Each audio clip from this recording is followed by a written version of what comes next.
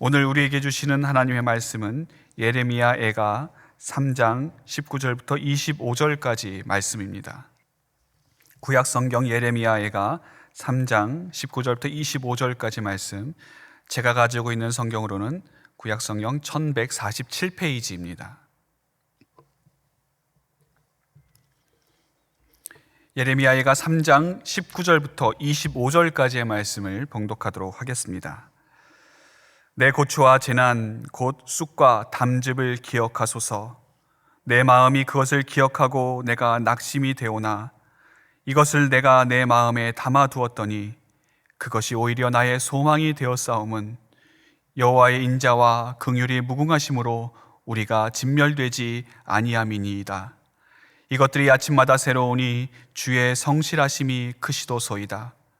내 심령에 이르기를 여호와는 나의 기업이시니 그러므로 내가 그를 바라리라 하도다. 기다리는 자들에게나 구하는 영혼들에게 여호와는 선하시도다. 아멘. 올해 초에 저는 아주 특별한 장례의 경험을 하게 되었습니다. 어떻게 보면 매우 쓸쓸하고 또 인간적으로 볼 땐 참 초라하게 느껴지는 그런 장례였습니다. 요즘 코로나로 인해서 많은 분들이 장례식장에 참여하지 못하게 되고 또 장례를 한다 할지라도 그렇게 예전처럼 북적북적되지는 않는 것이 사실이지만 제가 참석했던 그 장례는 그보다 더 초라하고 더 사람이 없는 그런 장례였습니다.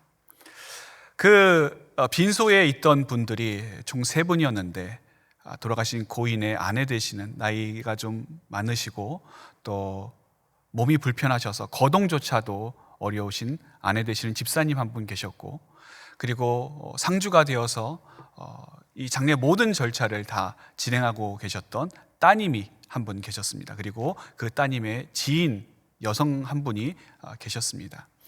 원래는 이제 아들 가정이 있었는데 캐나다로 이민을 가셔서 코로나 때문에 오지 못하게 됐습니다. 그래서 이 유가족이 그렇게 3분이 다였고 그 빈소에 있는 분도 그 3분이 전부였습니다. 참 쓸쓸하고 또 마음이 아리게 되는 그런 장례를 보면서 사람이 좀 더 많이 왔으면 또 더 여기가 많은 사람들로 북적거렸으면 이분들의 마음이 좀 더 괜찮았을 텐데 그런 생각을 하게 되었습니다. 장례를 치르다 보면 이제 힘쓸 남자들이 좀 필요하지 않겠습니까? 근데 남자들이 보이지 않는 거예요. 그래서 제가 입관 예배를 마치고 그 상주되는 따님에게 물어봤습니다. 혹시 내일 발인할 때 관을 드실 남자 혹시 남자가 있는지 여쭤보니까 아무도 없다는 거예요. 그래서 제가 다음 날 이제 장례 집례도 하고 또 관도 들고 했습니다. 그럼 여러분 얼마나 사람이 없었는지 충분히 짐작하지 않으시겠습니까? 그렇게 사람이 없고 또 그곳에 함께 해줄 그런 사람들이 없는 그 가운데 참 대부분의 그 장례식이 좀 슬프고 안타깝지만 그래도 좀 사람들이 많이 있으면 좀 위로가 될 텐데 그렇지 못하니까 좀 마음이 많이 횡한 그런 경험을 했습니다. 오늘 본문에 나오는 예레미야가 바로 그런 상황 가운데 서 있던 것입니다. 아니 그보다 더 가슴 아프고 더 마음 아픈 그 상황 가운데 예레미야는 서 있습니다. 그가 서 있는 곳이 어디입니까? 이제는 허물어버리고 이제는 잿더미가 되어버린 옛 예루살렘 성전과 또 예루살렘 성벽 위에 그가 서 있는 것입니다. 원래 예루살렘은 그런 곳이 아니었습니다. 원래는 많은 사람들이 왕래했던 곳이었고 많은 사람들에게 칭찬을 받았던 그런 곳이었습니다. 그래서 그는 예레미야 애가 1장 1절에 이렇게 이야기를 합니다.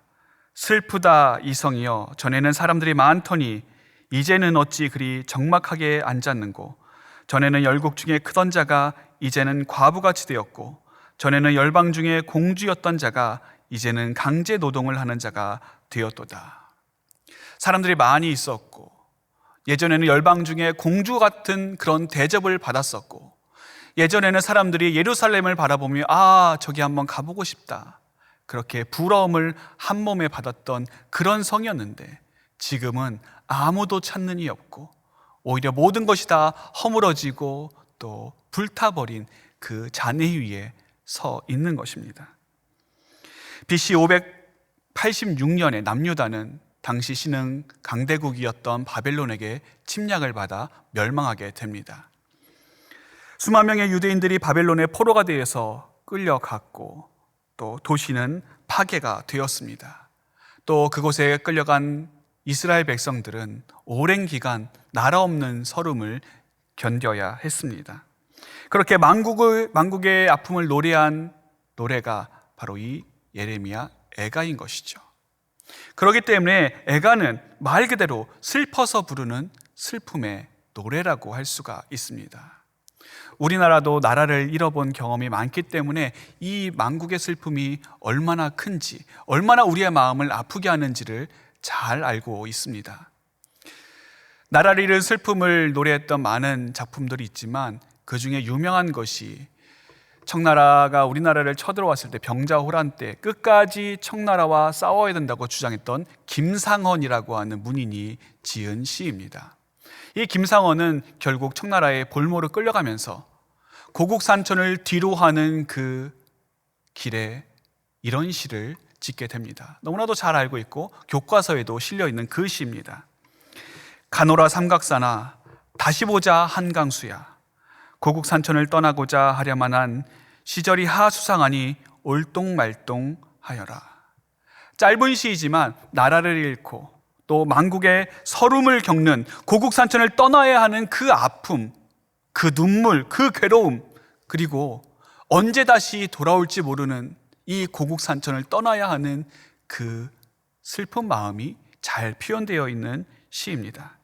나라 잃는 슬픔이 다른 슬픔보다 더 절망적인 이유가 있습니다. 그것은 그 나라 잃은 것이 그 대에만 끝나는 일이 아니기 때문입니다. 자신의 자녀도 그리고 그 후손들에게도 계속해서 그 절망은 이어지게 되어 있습니다. 끝나야 끝나는 것이지 언제 끝난지 아무도 장담하지 못하는 것이 바로 만국의 서름입니다. 그야말로 절망 중에 절망 속에 있는 자가 부르는 노래가 이 애가인 것이고, 그렇기 때문에 이 애가는 이렇게 표현할 수가 있습니다. 애가 타서 애타게 부르는 노래.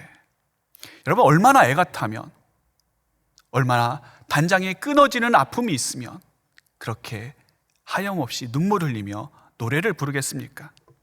예레미야는 자신의 애가 타는 심정, 그리고 그 상황을 바라보는 자신의 마음을 오늘 본문 19절과 20절에 이렇게 표현하고 있습니다. 내 고초와 재난 곧 쑥과 담즙을 기억하소서. 내 마음이 그것을 기억하고 내가 낙심이 되오나. 포로로 끌려가면서 예레미야는 참 많은 아픔과 슬픔, 그리고 고통과 고난을 겪어야 했습니다. 이방인들에게 끌려가는 그 수치를 다 감당해야 했던 것이죠. 그런데 더 힘들었던 것은 무엇인가? 다른 대부분의 유대인들이 저 바벨론과 끝까지 결사 항쟁을 해야 된다, 끝까지 싸워야 된다라고 주장했는데 이 예레미야만 아니다, 저 바벨론에게 항복하는 것이 하나님의 뜻이고 그래야 우리가 살 수 있는 길이다, 그 이야기를 했기 때문에 얼마나 많은 같은 민족들에게 미움과 조롱과 또 협박을 받았겠습니까?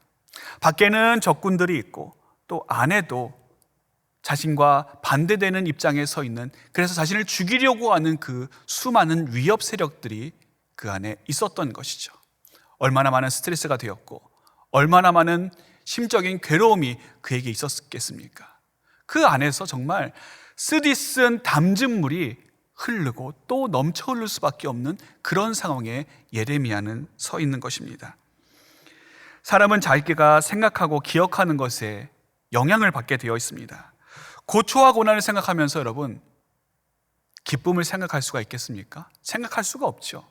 슬픔과 아픔을 내가 기억하면서 어떻게 내 안에 평안이 있을 수가 있겠습니까? 콩 심은 데 콩 나고 또 팥 심은 데 팥이 나듯이 사람은 그 안에 있는 것만큼 그렇게 영향을 받게 되어 있습니다. 힘겹게 지나온 고초와 재난을 생각하면 낙심이 되는 것이 그렇기 때문에 당연한 거죠.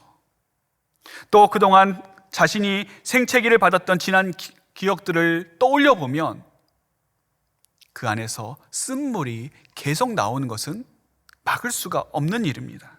그렇기 때문에 오늘 예레미야도 하나님 앞에서 이렇게 애타게 부르짖고 있는 것입니다. 하나님이여, 내 고초와 재난을 기억하소서. 그것으로 인해서 내가 낙심하고 또 낙심하게 됩니다. 견딜 수가 없습니다. 하나님, 어찌하면 좋습니까? 여기까지가 예레미야의 한탄입니다. 여기까지가 예레미야의 마음속 깊은 곳에서부터 나오는 한숨입니다. 이러한 예레미야의 아픔과 한숨은 예레미야가 전체적인 내용에서 계속해서 반복되어 다루어지고 있습니다. 그런데 그런 한숨과 절망적인 전체적인 분위기 속에서 유독 뻘에 묻혀있는 진주와 같이 반짝반짝 빛나는 부분이 있습니다. 바로 오늘 우리가 읽은 20절 이후의 내용입니다. 그 20절 이후의 내용은 완전히 분위기가 바뀝니다. 이전까지가 캄캄한 어둠이었다라고 한다면 이제는 환한 서광이 비춰옵니다. 이제까지가 낙심과 절망이 주를 이루었다라고 한다면 이제부터는 소망이 보이고 또 회복의 역사가 기대되어지는 것입니다. 그 첫 발걸음을 이렇게 시작합니다. 21절입니다. 이것을 내가 내 마음에 담아두었더니 그것이 오히려 나의 소망이 되었사오문.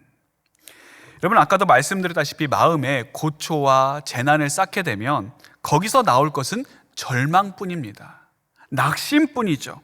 좋은 것이 나오려면 다른 좋은 것으로 채워야 합니다.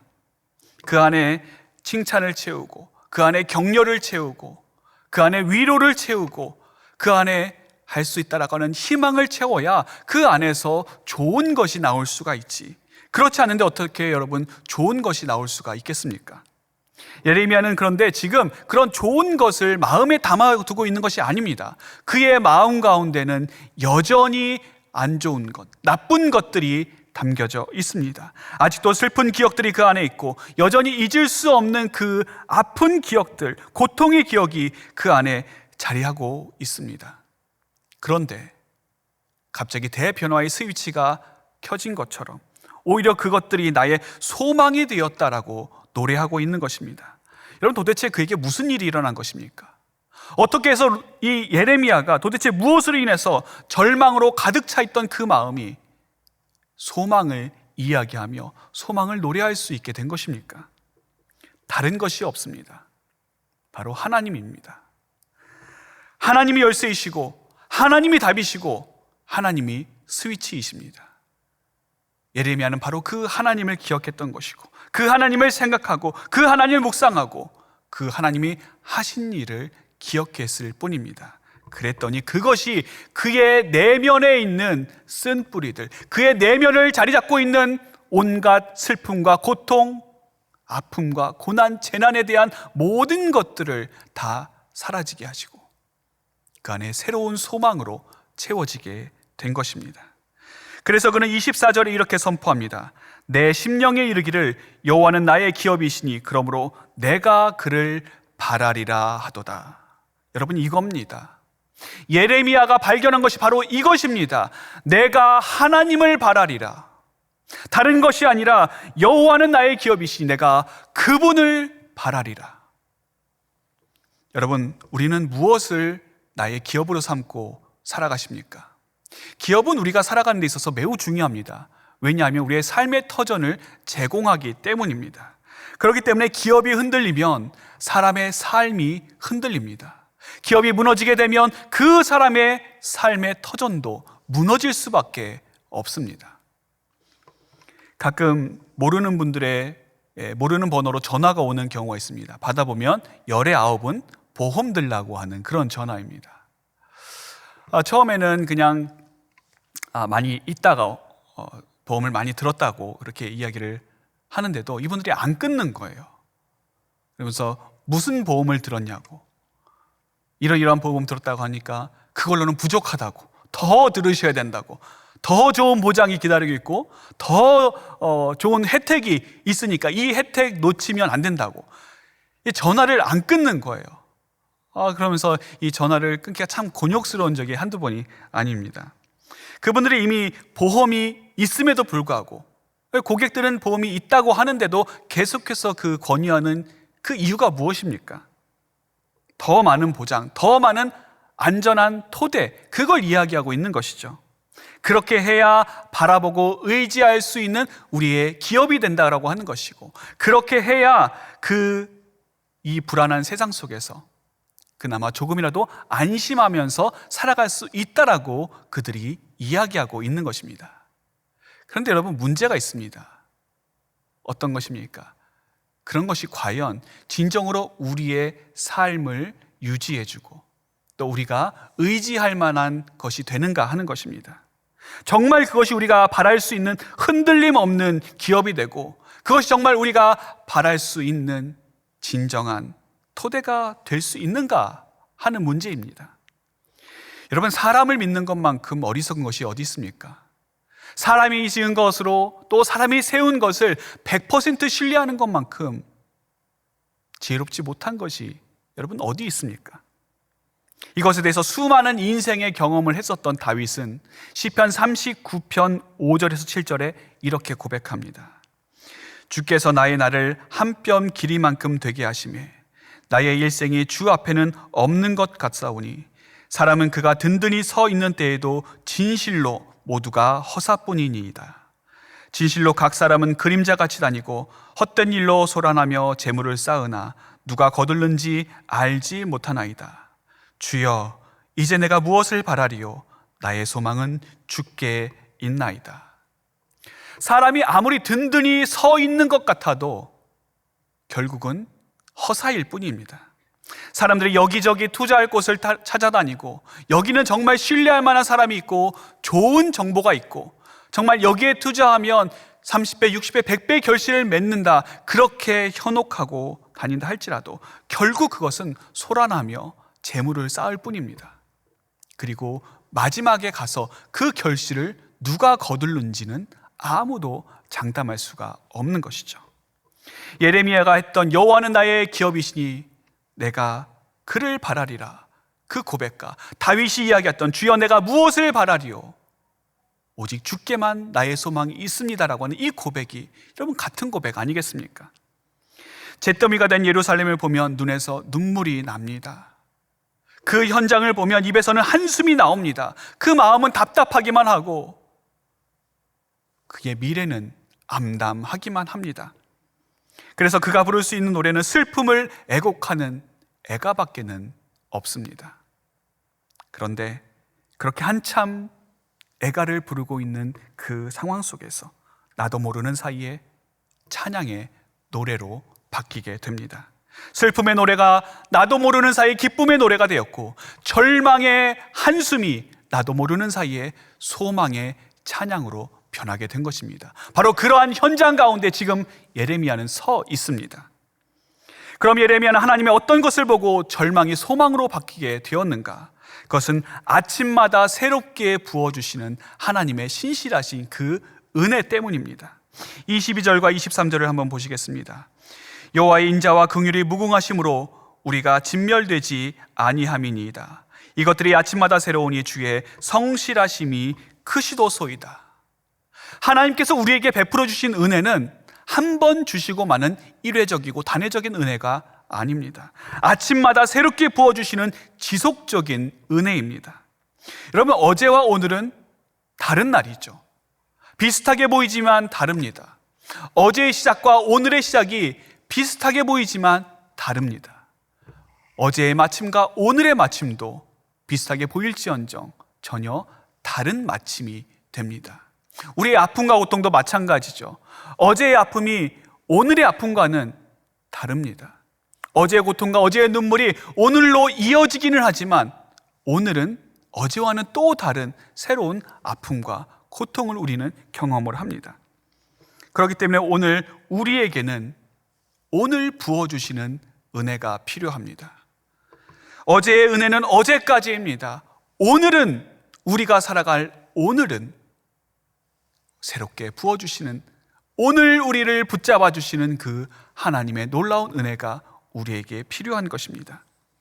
이스라엘 백성들이 출애굽을 한 후에 먹을 것이 없을 때 하나님께서는 만나를 그들에게 내려주셨습니다. 하나님께서 내려주신 만나는 6일 동안 그들이 거둘 수 있었고 마지막 7일 날에는 하나님께서 만나를 주시지 않았기 때문에 이스라엘 백성들은 안식일 전날은 그 2배를 거둬야 했습니다.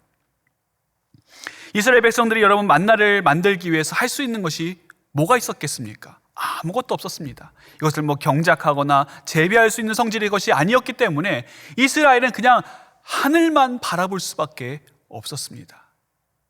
하나님께서 주시면 그날은 안 굶는 것이고 하나님께서 안 주시면 그날은 굶을 수밖에 없었습니다. 여러분 하나님께서 하루 이틀을 안 내려주신다고 이스라엘 전체가 굶어 죽겠습니까? 그렇지 않죠. 그냥 하루 이틀 굶을 뿐입니다. 하지만 하나님께서는 이스라엘 백성들을 만나를 내려주시기 시작한 후부터 그들이 가나안 땅에 정착해서 만나가 그치기 전까지 단 하루도 안 주신 적이 없으셨습니다.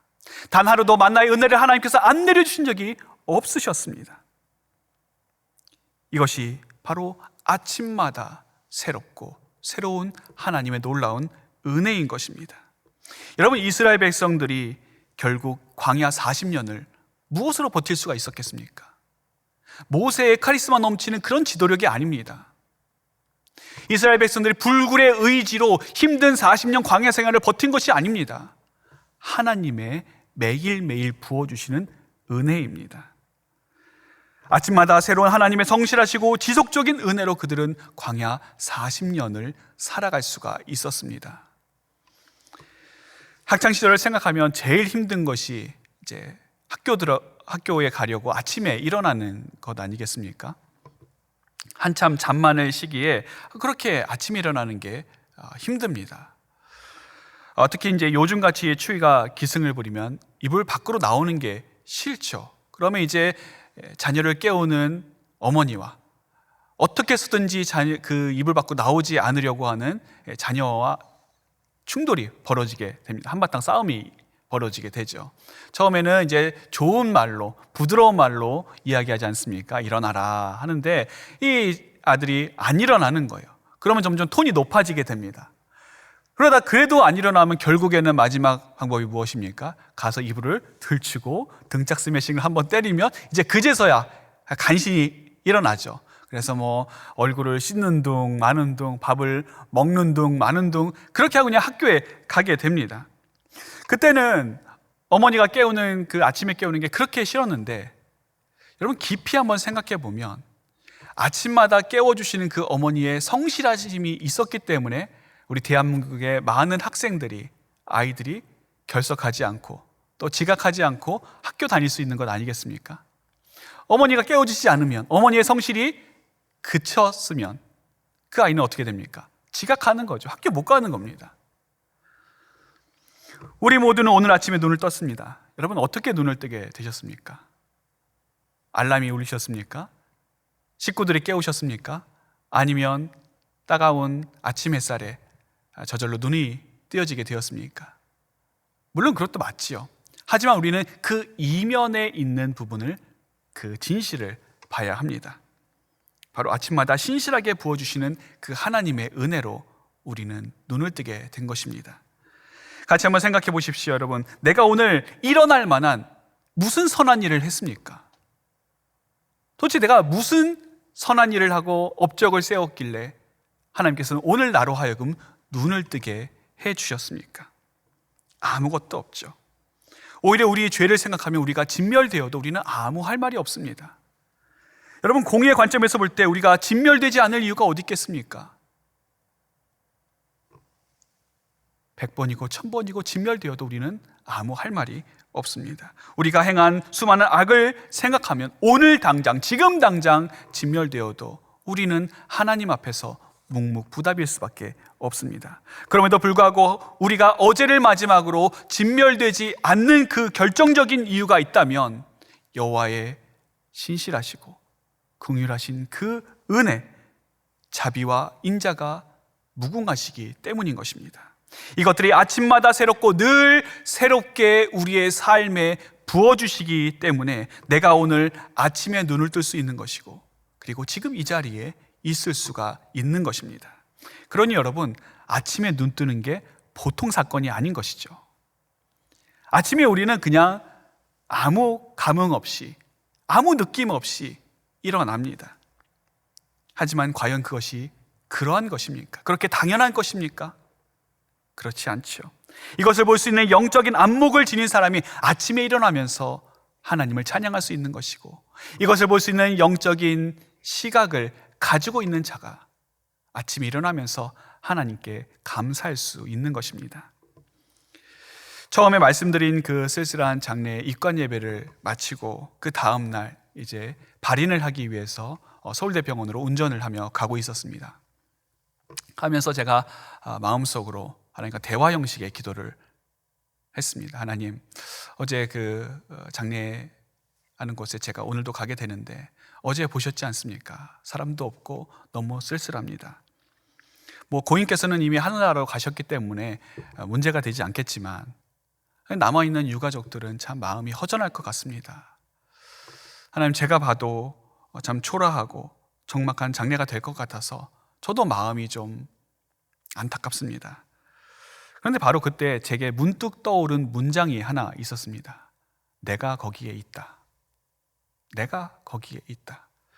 저는 제가 그것을 생각하려고 한 것도 아니고 억지로 뭘 떠올리려고 한 것도 아닌데 순간 갑자기 저에게 찾아온 아주 세미한 메시지였습니다. 내가 거기에 있다. 저는 그게 마치 저에게 주신 하나님의 음성처럼 들려졌습니다. 그러면 생각해 보니까 진짜 그런 거예요. 여러분, 아무리 그곳에 사람이 많고 아무리 그곳이 북적북적된다 할지라도 만일 그곳에 하나님이 계시지 않으면 그보다 더 초라하고 그보다 더 적막하고 그보다 더 쓸쓸한 장례식이 어디가 있겠습니까? 아무리 사람이 없어도, 아무리 찾는 이가 없어도, 아무리 텅 비어 있어도 그곳에 하나님이 계시면, 하나님께서 그곳에 계시면 그 무엇과도 바꿀 수 없는, 그 무엇과도 견딜 수 없는 풍성한 자리가 그 자리가 되는 것 아니겠습니까? 그러면서 제가 오히려 위로를 받으면서 그 자리에 가니 저희 시각이 바뀌게 되었습니다. 비록 사람은 많지 않았지만 오히려 그 자리가 꽉 차 있던 그런 특별한 경험을 하게 되었습니다. 사랑하는 성도 여러분, 하나님께서는 오늘 우리에게도 동일하게 놀라운 은혜와 사랑을 베풀어 주십니다. 그 신실하신 하나님을 바라보는 자는 삶의 모든 것이 허물어진 그 삶의 터전 위에서도 하나님께 노래할 수가 있습니다.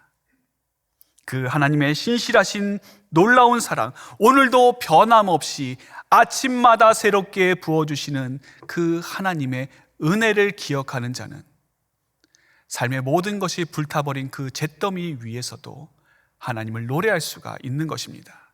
그리고 그런 사람은 이렇게 하나님께 고백합니다. 기다리는 자들에게나 구하는 영혼들에게 여호와는 선하시도다. 기도하겠습니다. 하늘에 계신 우리 아버지여, 이름이 거룩히 여김을 받으시오며 나라의 임하옵시며 뜻이 하늘에서 이룬 것 같이 땅에서도 이루어지이다. 오늘날 우리에게 일용할 양식을 주옵시고 우리가 우리에게 죄 지은 자를 사하여 준 것 같이 우리 죄를 사하여 주옵시고 우리를 시험에 들게 하지 마옵시고 다만 악에서 구하옵소서. 대개 나라와 권세와 영광이 아버지께 영원히 있사옵나이다. 아멘.